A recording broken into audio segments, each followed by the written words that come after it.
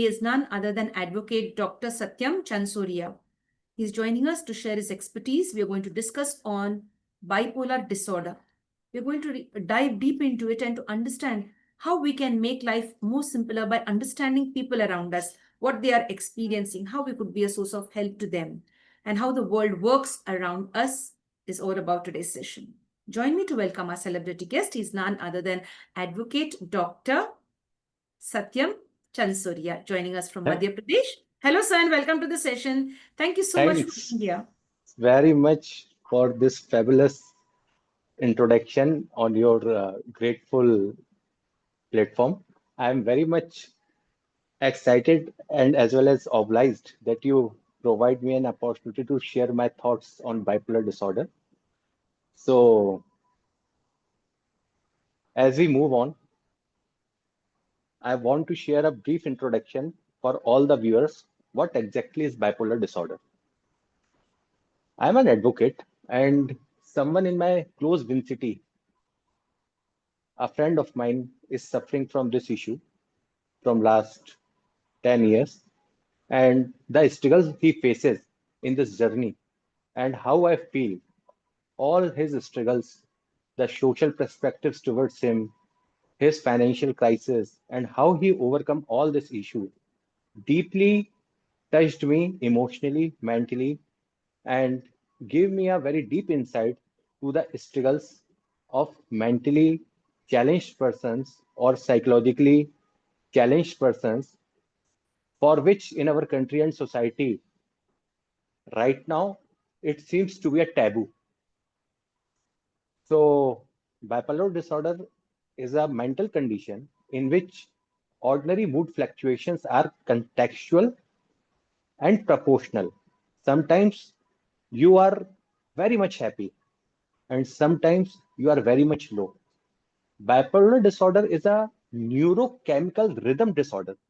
What I mean by neurochemical rhythm disorder, the brain's mood, energy, sleep, motivation system oscillate in episodic extremes. What is episodic extremes?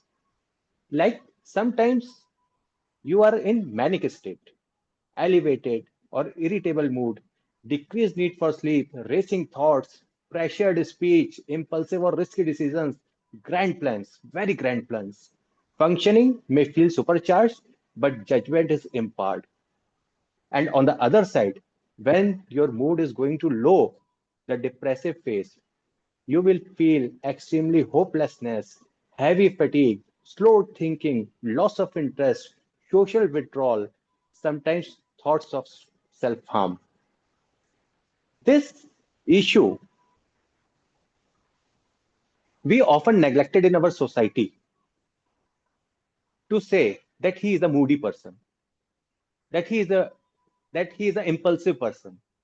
But I think personally that those kind of person needs a serious help, because sometimes in our society and most of the times in our society we neglect this issue completely and label person with some kind of taboo names, or we call them a particular person of mood swings like that.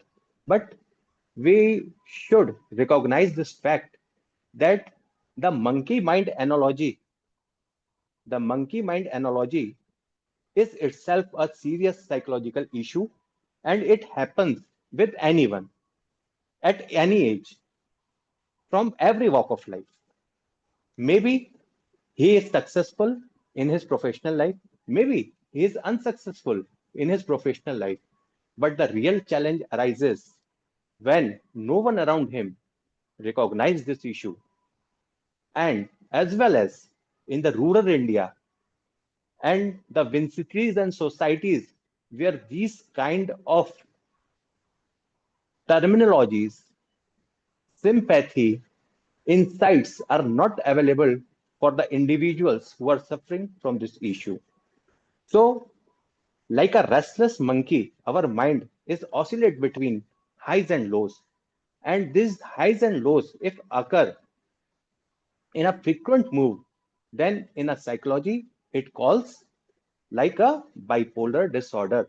why the bipolar disorder? You surely know the poles of the earth. One is North Pole and one is South Pole. Why it is called bipolar disorder? North Pole, like you are going very high, and the South Pole, at the same time, you are going very low. So I think our viewers understand what we are going to discuss in our session. What is the meaning of bipolar disorder and how the person reacts in this stage and what are the challenges he faces in this situation.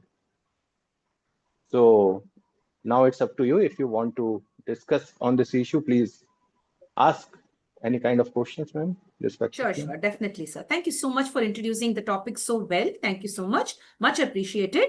So, dear friends, the topic today is going to be focused on this main term, that is living alongside bipolar disorder, a friend's perspective. So we'll get to know more deeply about this topic as to how people around us are affected, how to identify the people who are suffering from bipolar disorder, and what we could do to enable them to live a normalized life, right? And not to be Yes, ma'am. judgmental and not to make them feel uh, out of place, or not to point out fingers to them, or not to make them feel left out from the crowd. Yeah, very much thoughtful. But before dwelling into this perspective, I want to uh, introduce one more aspect, that why me? If any unfortunate happening happens to any individual, then a simple question arises in his mind: why this happens to me? So, as per my knowledge, it is a timeless question, still in the field of psychology, that is it a destiny or is it a decision? Some studies in US strongly suggest that there is an interplay of nature and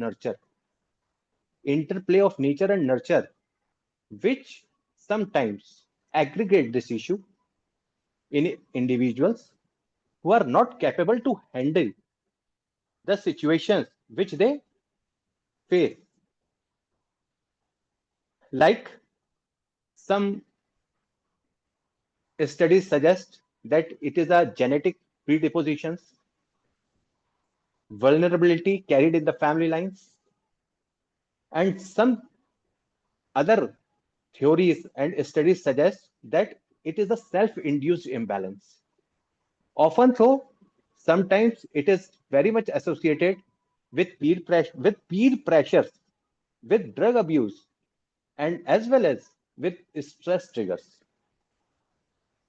So, as I explained to you, that it is an interplay of nature and nurture, and we are still not in a decisive phase that we can say that how this happens to any healthy individual.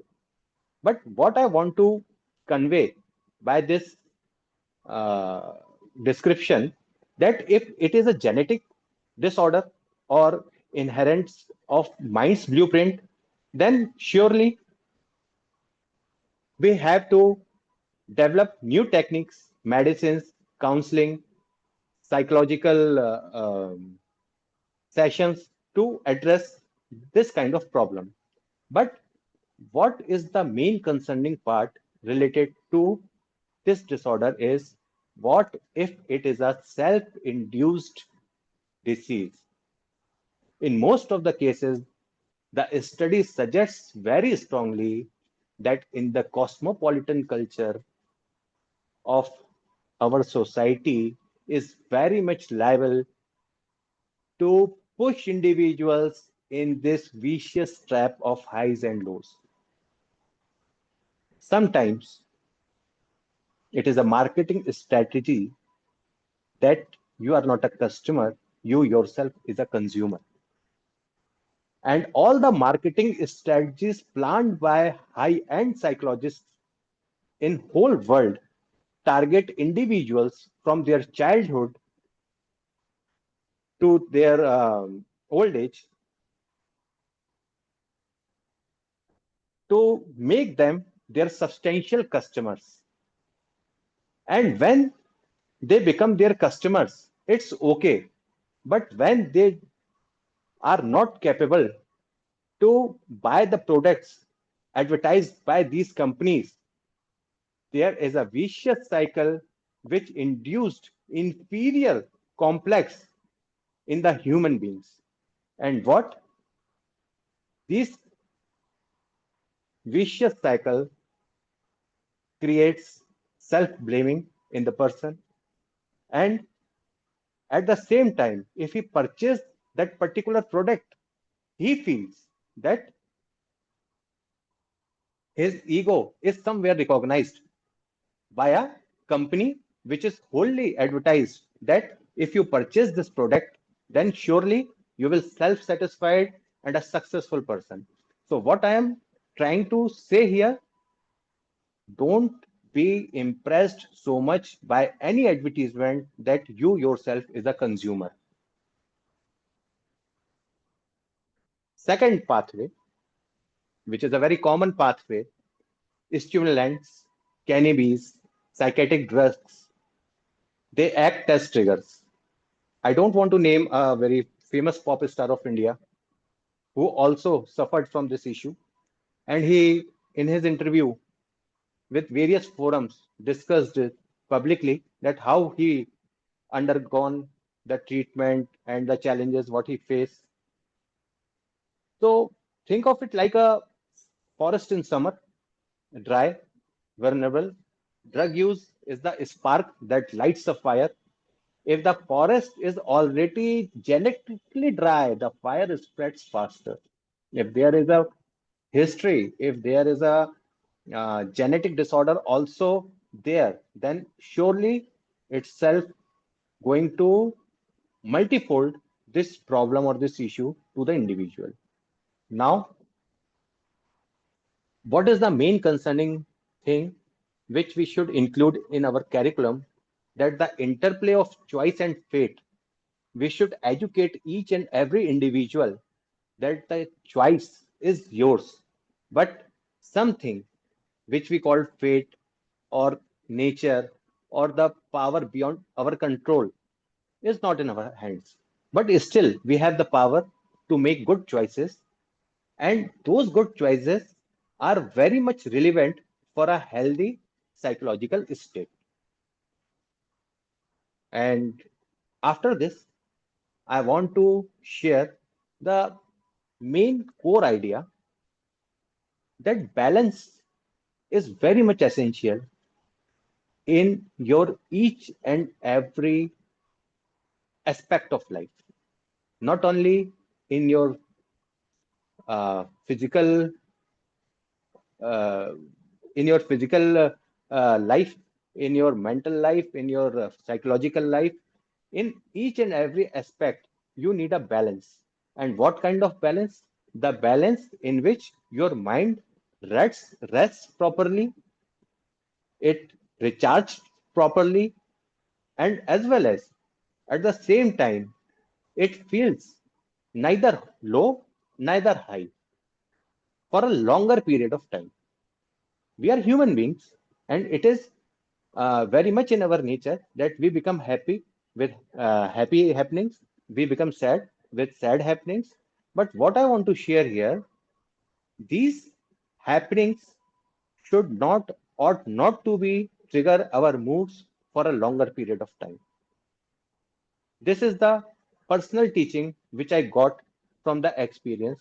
My friend is still doing very well. He was a brilliant scholar. I don't want to name him. And at his college times, he is very much doing well in his academics, in sports, as well as in his social and public life. But what we just discussed here previously, somehow he induced in a society where psychotropic drugs or something like stimulants are common. And due to his nature of that I should be first in each and everything, he tried those things and then trapped in those things. And finally, the outcome was bipolar disorder. The saddest part is this, that when he trapped in this vicious cycle, His aspirations was completely gone. He himself doubted that whether he will survive or not, whether he will again function as a normal human being again or not. The perspective towards him, to the society, of his peers, of his colleagues is totally different. And when a person who is doing extremely well in his studies, in his academics, and then suddenly he faces this kind of trauma, it is a whole shake of his personality and completely change of his mindset. A person who was win every game and then he faces this trauma. So what I suggest here that besides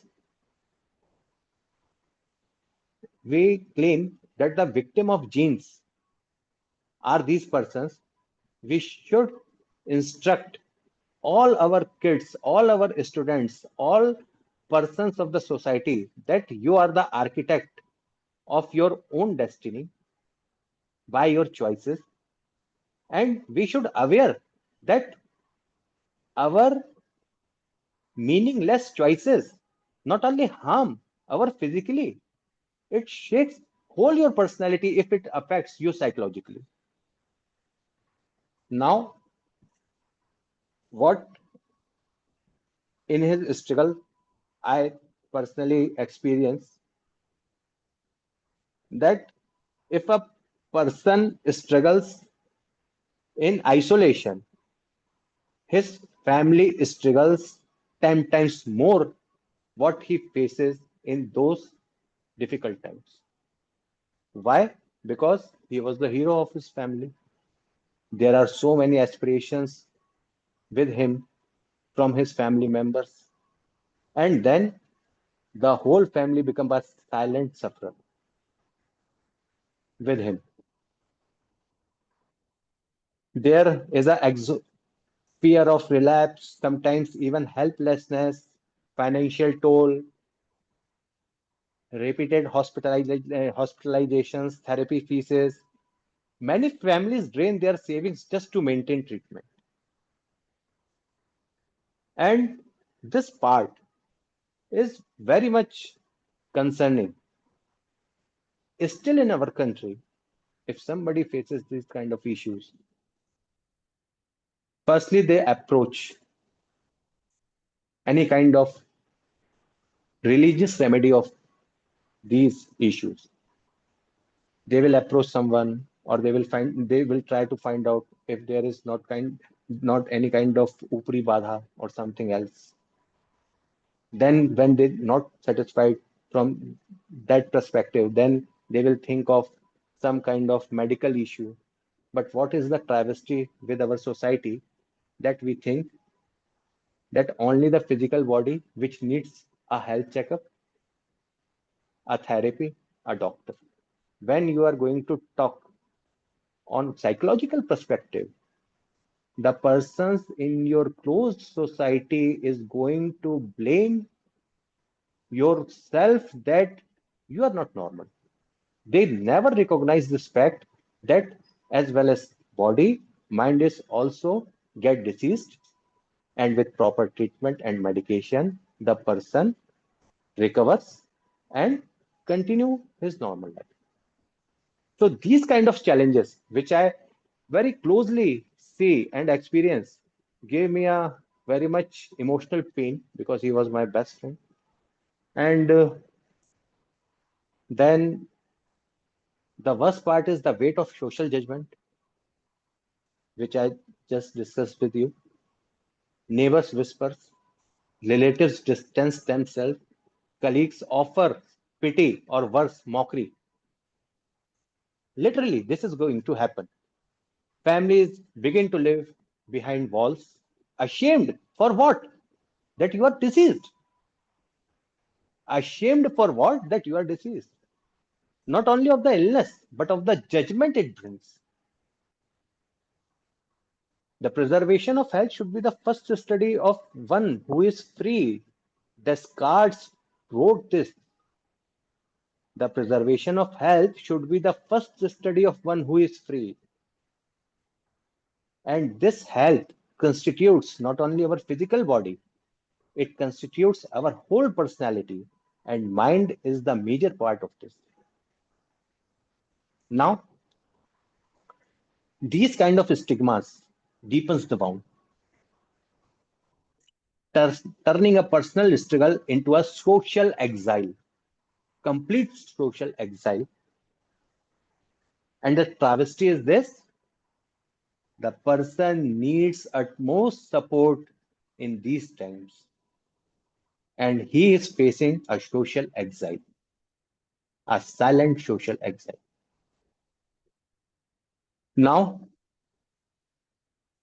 I want to mention one more aspect, that sometimes I feel in his overcoming journey, aspirational journey, that lifestyle itself is a daily medicine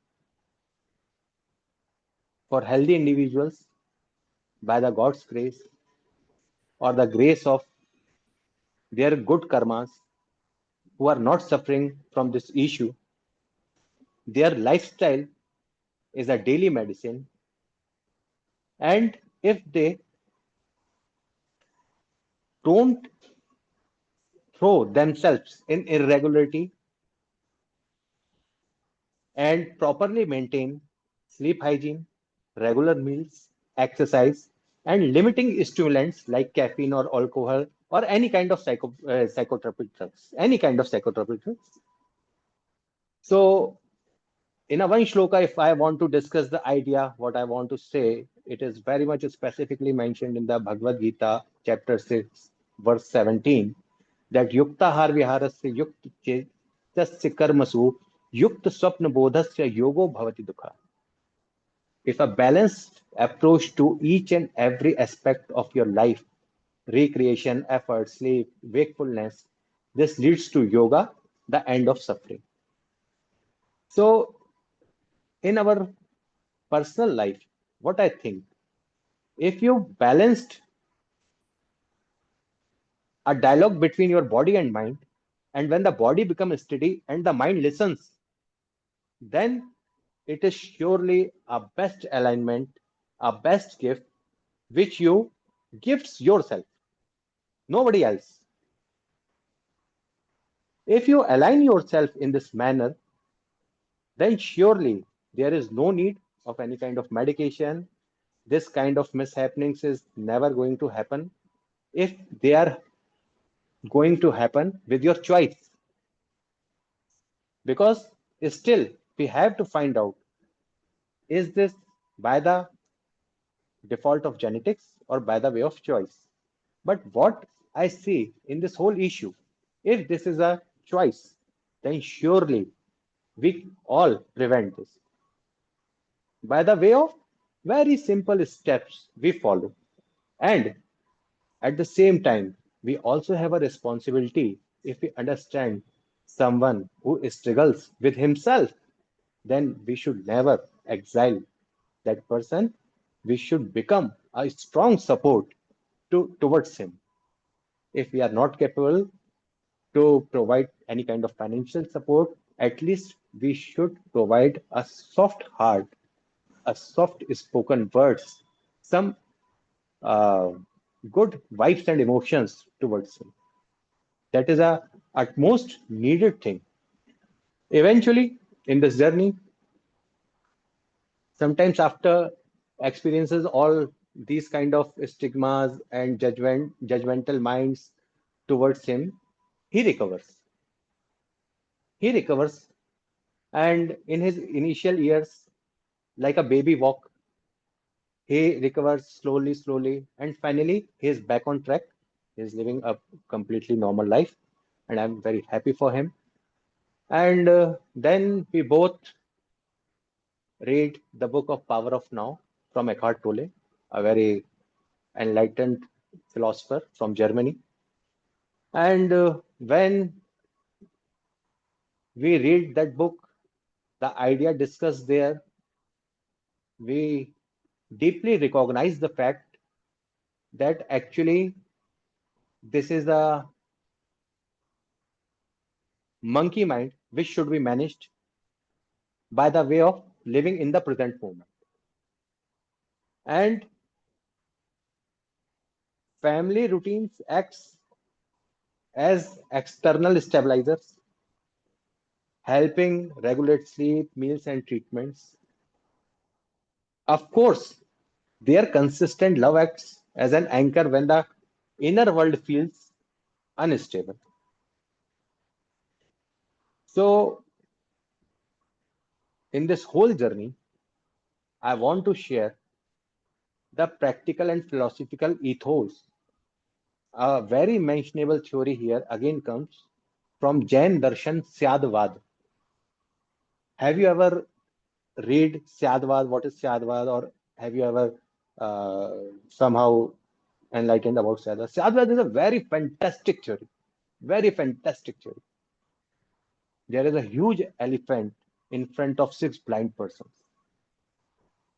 And those blind persons are not born blind. Their eyes are tied with a cloth and they are not able to see at that time. A seventh person comes and asks all the persons what is situated in front of you. The person who holds the leg of the elephant, he told that it is a very big, round shaped something. Whoever touched the tail is said that is a very big kind of thing which have hairs. Which person touched the ears of the elephant, he said that it is a kind of very vast expansion of something. So each and every person is wholly correct in his perspective. Nobody is lying there. Everyone is right. But because their foresight test is limited to the issue, they are not able to catch the whole scenario by their perception. So whatever they are saying, they feel that it is only correct. So whenever you face someone who is just outside in your who is just outside or who is uh, never came in your mind that this kind of personality still exists or this kind of person can exist, then please remember the theory of Sadhva. It is only your perception. Everything is possible in this world. Everyone experience the same thing in a different way. Each and every person is correct in his own manner. So we should all respect all the aspects of the personality of anyone, irrespective of their deposition, irrespective of their behavior. So we need a very deep compassion towards all the beings. Either they are suffering from any kind of psychological disorder, or either they are suffering of any kind of thing. Lastly, if I want to conclude all the issue in few lines, what I experience that the philosophy of balance, if you read philosophy, it's okay. If you don't read philosophy, then it's more than okay. Because if you don't read philosophy, then you do and experience. The universal lesson is what? That every human being oscillates between joy and sorrow, ambition and despair, clarity and confusion. But what bipolar disorder does? It's magnify these natural things into extremes.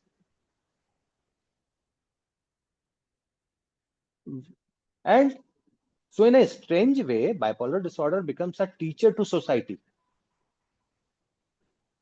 It becomes a teacher to society. Why?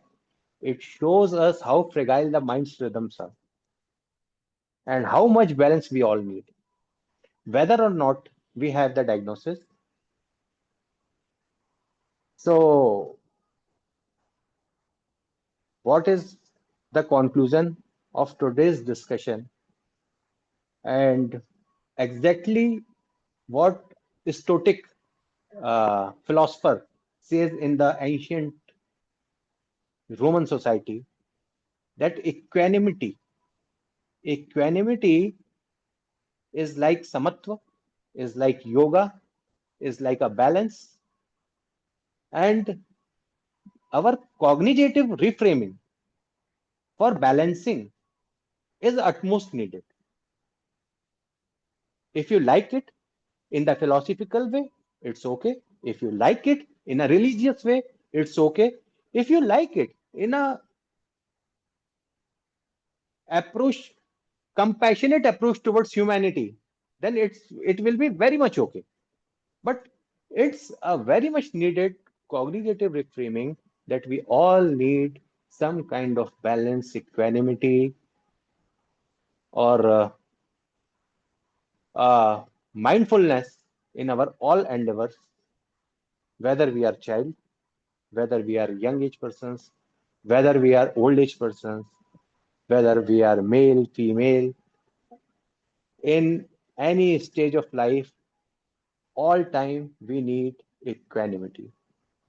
So finally, I want to conclude my session, my experience with you that this journey transformed me from a friend to a teacher. To teach who? To teach myself. I'm not, I never feel in this way that I'm able to teach someone in the light of the theory of Syadvada. Whatever is my perspective, I'm not going to impose on anyone. Maybe I'm showing the sun from the north and someone from the south. We both are seeing the same, but my experience may be completely different from the person who is watching this from the south. So, this transformation journey of struggles and overcoming of this disorder helps me a lot to understand the patterns of the mind, how mind reacts, how our personality changes, what are the social taboos attached, and the impediment to action advances action, what stands in the way becomes the way. It's not my wording, it is a famous phrase from Marcus Aurelius, and it is very relevant to our discussion because for someone with bipolar disorder, resilience means they now carry an inner strength, not just for themselves, but to support others in pain. So, what I want to convey by this session, my closing is this that life is not to be conquered, but harmonized. May we all learn to walk the middle path in each and every aspect of life, where the storms of mind calm, the light of the soul shines clear. You don't need to prove yourself in each and every uh, aspect of life, in every struggle of your life, in each day. You need not to be a hero. You just be a normal, a calm, a balanced man in your all pursuits which you perform in a day. So this is my whole experience, which I shared with you. Yes, sir. Thank you very much. You shared that so well. I was taking down notes. I've taken down around about 20 points, interesting points, you see. So I Thank quickly searched for a pen and I was writing down the nice points that you were sharing. You've really done a good job. You've really spoken so well as you focused on balance and you've focused on non-judgment. What I liked about you was when you shared it, like society is very judgmental and we Yeah, should never be judgmental. We should have a lot never. of compassion if people are Yes, around us suffering from any mental health issue or any issue for that matter. Be more any compassionate. issue. And Whenever we face anyone who is different from our approach, please remember the theory of Syadavad. Maybe he is seeing the same thing. The only difference is the perspective, nothing else. Yes, very true, very true. You also mentioned like how the society plays a very big role, and the weight of societal judgment. You mentioned that, so Yes, that's one thing which I really began to think like it's so true, right? yes, We're so scared of what the society will tell, but again we have to think society to हमें खाना नहीं खिलाती है ना. So yes, then they will say if you do good, they will say if you do bad, they will say no matter who you are, they will say, but you should live your own life and take the support from the right kind of people. Sir, you also mentioned like about taking religious help, like in case mm, if people are suffering from any of the mental health yeah, disorders, sometimes they're taken for some type of a religious blessing or help or something like that, and if that doesn't work, then that's a disaster. Again, they have to come back to the right kind of treatment, like as you mentioned, sure, it could be talk therapy, it could be even medication in certain cases, right? So let's go scientifically. If it's connected with the mind, let us not say that the person is possessed by evil spirits or something. Let's give the right kind of treatment and make people understand that there is cure. I mean, at the end of the tunnel, there is some scientific cure for people suffering from mental health disorders. Maybe yes. we could minimize the effect of the disorder, right? And what is the most important aspect? That you yourself become responsible to stop self-induced imbalance in your personality. Superb. I like this. You are the creator of your own destiny by the way of your karmas. So, whatever in your power, whatever in your hands, do responsibly, act responsibly, think responsibly, none for none other, for your own self. Yes, sir. It was an excellent session. I got to learn a lot from you, and I like the way you speak. You've taken out It's time to go deep into, get some nice, good points and share with lots of examples, some stories you shared. That's really, really nice. I look forward Thank to you very having you much, on the ma'am. platform again to share something else with regard Yeah, to mental health. sure, sure, ma'am. We will connect again and we will discuss my experiences regarding, I think, on so many issues which is happening all around us. Sometimes I see the struggles of common man in the courts. Sometimes I see the struggles of a common man in the hospitals. Sometimes I see the struggles of the couples between their matrimonial disputes. We will discuss all those things in our subsequent sessions. But today, this issue was very close to my heart because the person who was a star in the family, in the society, in the uh, friend circle, and how he suffers and how he overcome all this issue. So it gives me a lot, and it enrich me and make me stronger. So I choose this topic firstly to discuss with you. Many, many thanks, sir. Thank you so much for bringing up this topic and sharing it so nicely from, you shared it very genuinely. That's really nice. We look forward to many more interactions with you. My dear friends, we'd Yes, like to ma'am. invite you as well. If you'd love to be a speaker on the International Fab Talks, you'd love to share anything except from religion and politics. We talk on all different topics. You're welcome to share the journey with us. I'd like you to share this video with the right kind of people to derive strength and power to speak on various topics, to enlighten yourselves, to empower yourselves, and to be more informed, well informed, and to be a good speaker, and to speak your mind, to share your experiences. Just like how our guest has done today, sharing his experiences and enlightening us on creating awareness. With this, we'd like to sign off now from the session. Thank you very much for providing me a great platform. Thank you for your patience. Thank you for to being a good listener, and thanks very much to provide me a platform where I express my all the emotions with clarity. And thanks again for being a good listener, ma'am. My dear friends, with this, we come to an end now to the International Fab Talks for today. If you like what we are doing as a team on the International Fab Talks, stay connected with us, support us, like, comment, subscribe, and share to the International Fab Talks. Be a part of our journey of creating awareness and being a blessing to the universe. Stay connected and stay blessed.